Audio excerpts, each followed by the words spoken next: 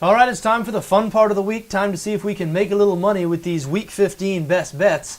Been seeing things well lately. 3 winning weeks in a row. We're now 4 games above 500 for the season. Hopefully we can keep it going this week. There are 3 games I'm involved in this Week 15. I'd like to get to them now quickly.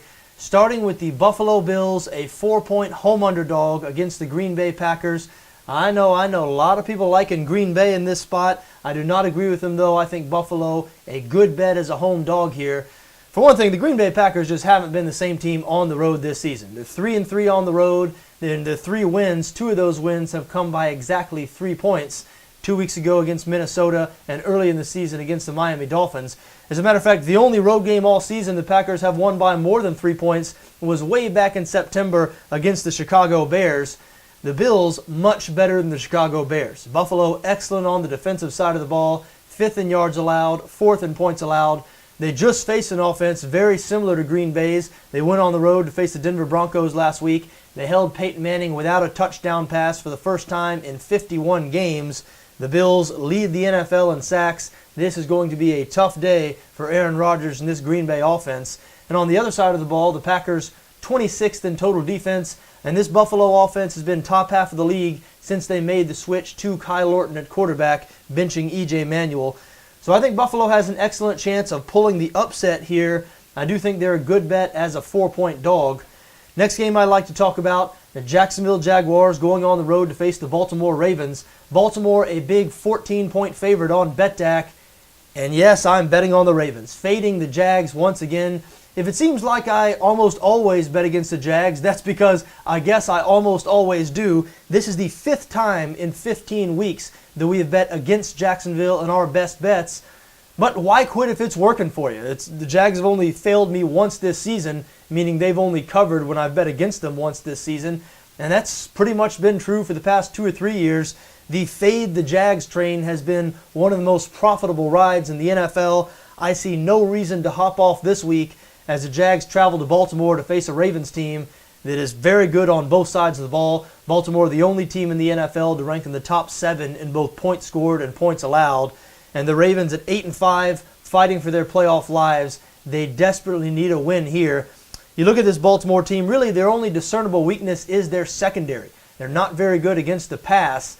And because they're so good against the run, you'd think the Jaguars would have to pass the ball in this game to have any success on offense. I don't think that's a good thing for Jacksonville, though. That's because they start a rookie quarterback in Blake Bortles, who leads the NFL in interceptions. Despite spotting the rest of the league a 3-game head start, Bortles did not make his first start until week 4. So look, I think this Baltimore defense is going to harass Blake Bortles, force him into some turnovers. And the Jaguars, 29th in the NFL in points allowed. They will not have any answer for this balanced Baltimore offense. This game is going to be a laugher, just like so many of Jacksonville's games this season. If you're worried about laying the 14 points here, just realize that Jacksonville has lost 8 games this season by 14 points or more. They're last in the NFL in point differential. No reason not to keep betting against the Jags this week. I do like Baltimore minus 14.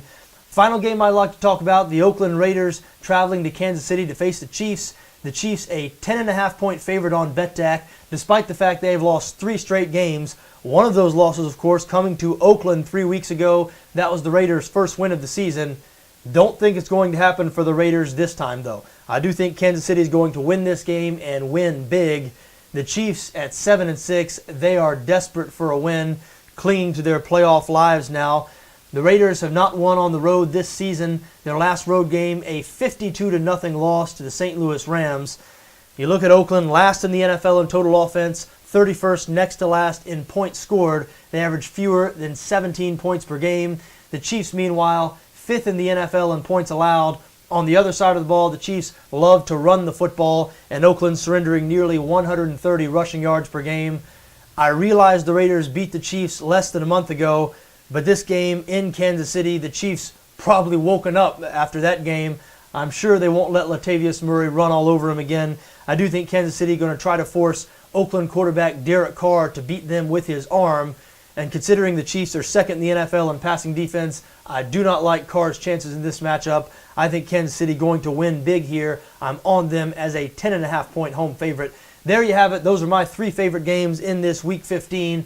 I like Buffalo +4 at home against Green Bay. I like Baltimore -14 against the Jacksonville Jaguars. And I'm on Kansas City -10.5 against the Oakland Raiders.